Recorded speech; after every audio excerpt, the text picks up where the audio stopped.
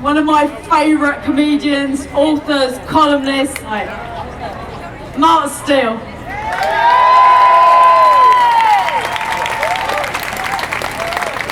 Thanks very much. To start with, I'd like to say that I want to live in a world where Jeremy Corbyn walks on a stage and is greeted as if he's a rock star.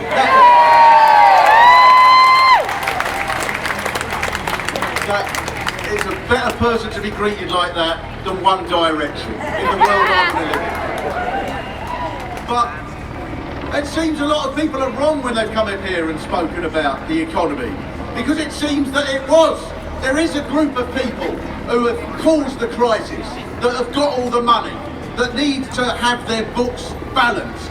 And that is the people who've got the money in this country, the poor. It seems it's the poor who've got it all. We can't build the things that we built 100 years ago. 100 years ago we built libraries and schools and we were happy to do so. Now we've got to shut these things down. We're poorer than we were 100 years ago. And who's got all the money? The poor have taken it. Obviously, that's the logic of it.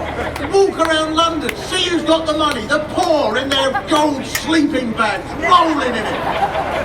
Look at them all, people in care homes that are now being shut down. Good, the greedy old bastards, taking all the money, gambling all their money on stock exchanges while they go up and down the stair lift. Firemen, lollipop ladies, people who are having their jobs taken away from them.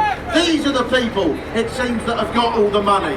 And the immigrants, they're the people that have to be blamed. Look at them, 6 of them living in a shed, rolling in it they are. This seems to be the rule now of how we have to think about immigration. It seems to be the way we have to think about immigration is, I'll tell you what happens with immigrants. They run away from Somalia and they walk across Africa, they climb in a barrel, they float to Spain, travel across Europe on the back of a truck in a crate full of pigs, clink to the side of a hovercraft, come over here, then we're supposed to look after these people who aren't prepared to make an effort.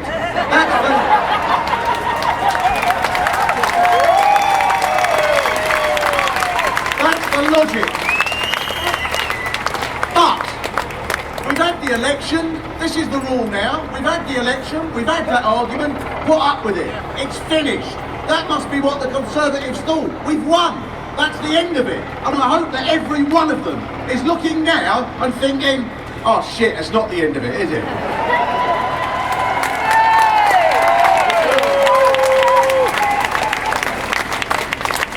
Because that is the way they're thinking.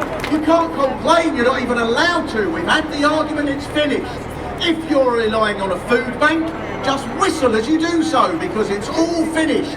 You can't complain. If you're being thrown out of your house because it's got a bedroom that isn't being slept in every single night of the week, and you're being thrown out by a man called Ian Duncan Smith, who lives in a mansion that he was given to him, on which he pays no rent, which he was given by a relative, which has 8 spare bedrooms, and which I would be very happy to take off him. If that is the case, don't complain about it, it's all finished, that's the end, we've had the election. But the most annoying part of this argument is that one group of people that seems to have accepted this argument is most of the people at the top of the Labour Party that Jeremy is very thankfully fighting against.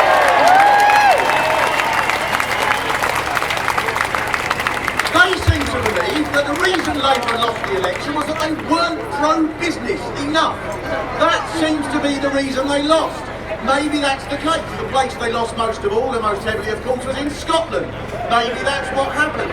Labour went round to the council estates of Glasgow, and all the people in the council estate said, I'm not voting for you because you are promising to abolish the non-dom tax evaders, and I've got 10 of them living in here.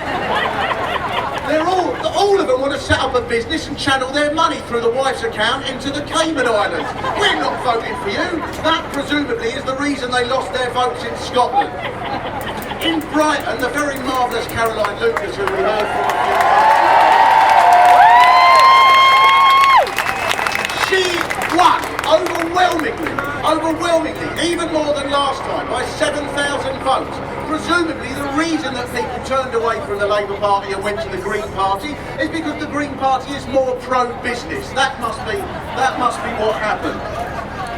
And that is why it seems that when you look at the election in that way, you can look around and say this: where there was an alternative, that had credibility, where there was an alternative that looked to inspire people, an alternative to the squalid, decrepit, filthy, rotten attitude that says that a tiny handful of people at the top of society have every right to take the lot and to then squander what there is left, and to say to the people at the bottom of society, the 30% that Jeremy was talking about, say 30% of people having 1% of the wealth, that you've got too much. To say to the poor, you've got too much. We want even more. We want the Roman Abramoviches and the Mittells and the very rich people, the people like Osborne and Cameron, born into tens of millions of pounds of wealth.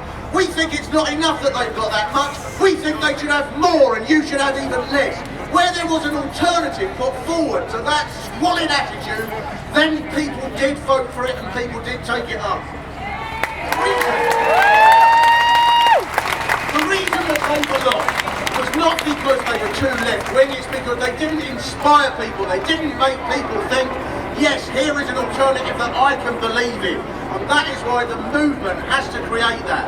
And that's why this is a fantastic day today. They say we've got to win over the middle ground, the Labour Party leaders. And it's true, but the middle ground changes. 30 years ago, if you supported gay marriage, you were an extremist. Now you're an extremist if you don't support it.